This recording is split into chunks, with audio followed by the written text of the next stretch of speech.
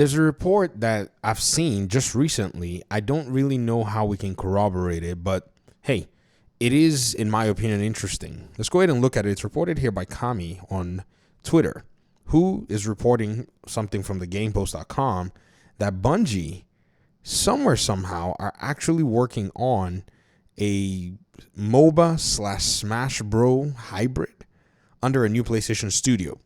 Now, there's something really interesting about how this is worded, because the question is, how is it structured? Are they overseeing the development under a new offshoot in terms of a studio? Apparently, from the article, Kami quotes and says the game uses a percentage-based damage system where characters are knocked back further or knocked off the map based on how much damage they've taken. So I went ahead and looked at the article because I thought this was very interesting. And at the end of the day, we really have to go ahead and figure out what it is that's going on here. Now, check this out. Details on Bungie's MOBA slash Smash Bros. Hybrid Gummy Bears under new PlayStation Studios. Interesting. New details about Bungie's MOBA slash Smash Bros. Hybrid project Gummy Bears, now under development at a new PlayStation studio. Bungie has been quietly working on a new IP codenamed Gummy Bears, a team-based competitive MOBA game. Gummy Bears officially transitioned from Bungie to a new PlayStation studio with around 40 developers spearheading its continued development. This transition followed Bungie's second round of layoffs in mid-2024, shortly after they celebrated the release of Destiny 2: The Final Shape. In an official statement, Bungie announced, "We're working with PlayStation Studios leadership to spin out one of our incubation projects to form a new studio within PlayStation Studios to continue its promising development." Now, when you think about this whole live service push or whatever this game is a live service game. Like, if you think about it, that's usually how you see fighting games, MOBAs, whatever you want to call them.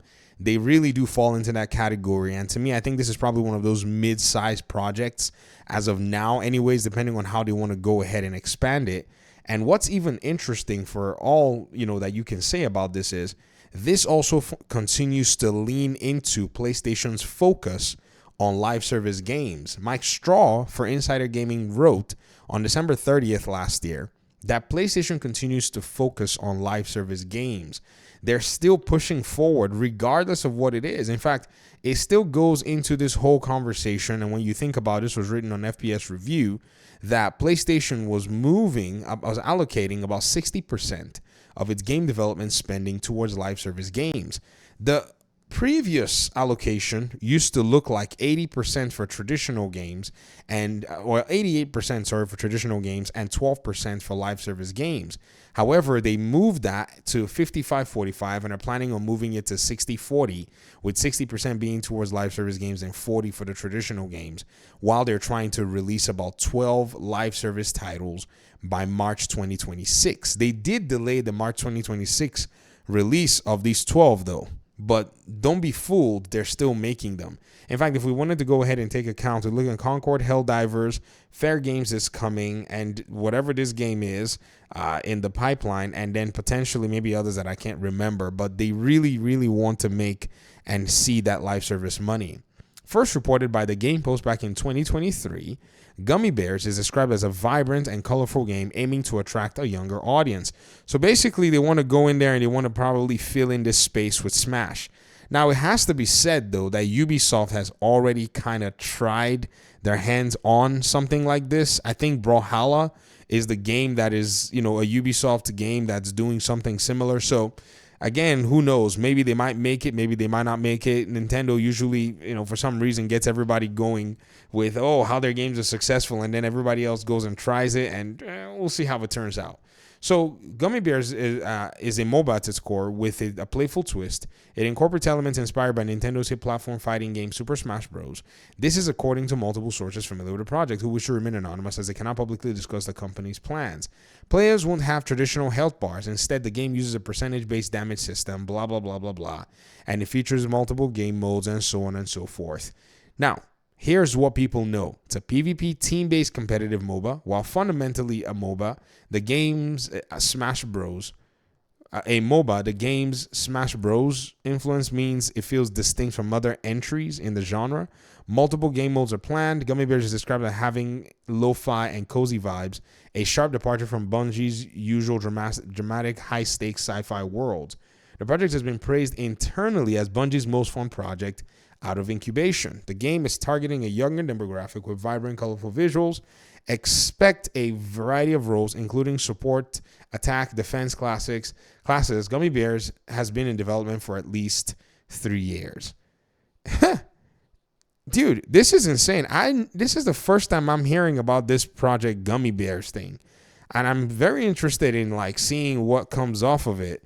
Because again, I know it kind of falls into PlayStation's strategy, but I didn't think they were going to be going this route in terms of the genre. But it's still very, I don't know. I think it's very, how do I put it? It's very curious to say, okay, maybe they want to go ahead and follow suit with, games that have already worked. Because PlayStation hasn't necessarily gone through a lot of the full-blown investment in this area. So, Bungie is probably going to basically take those incubation games and then go from there.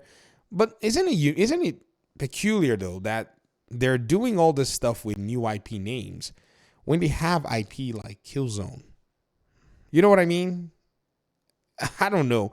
Okay, sure. A lot of people didn't come and play Killzone, but, come on. You can always tap on brand identity in a sense where people already know the brand.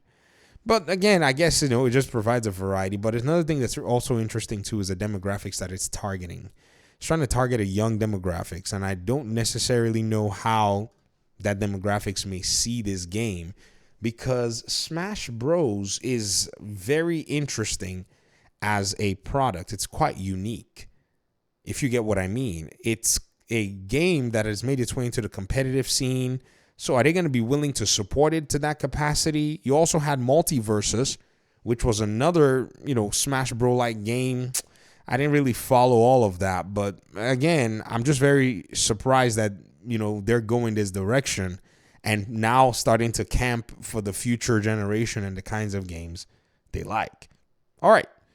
That's it. I thought it was a very interesting, report here. Let me hear your thoughts in the comment section. Thanks so much for watching the video.